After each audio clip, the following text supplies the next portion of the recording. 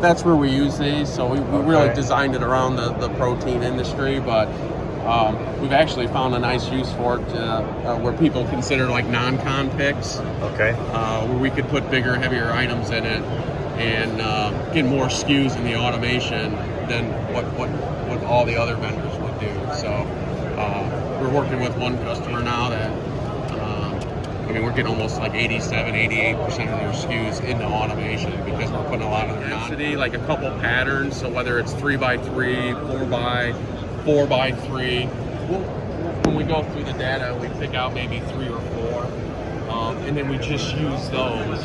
But they're dynamic. So like this bay here, one day could be a 3x3 pattern. There you go.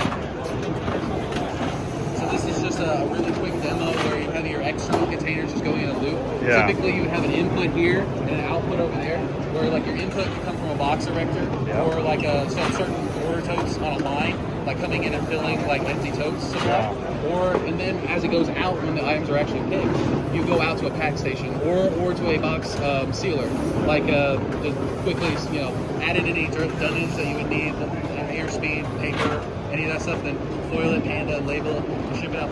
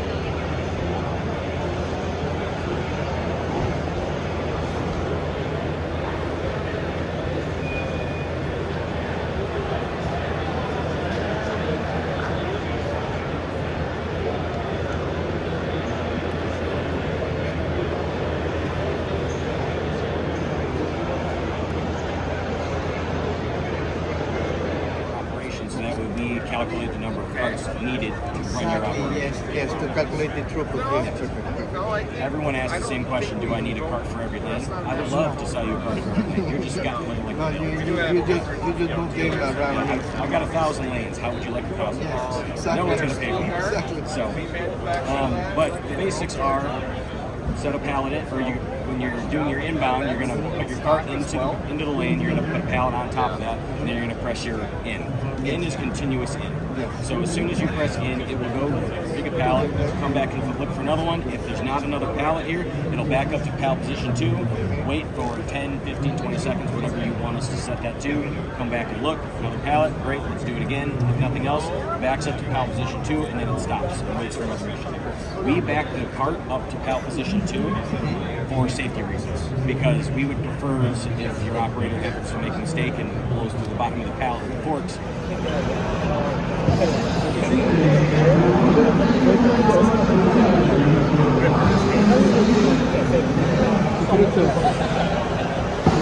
수명이 얼마나 됐냐고.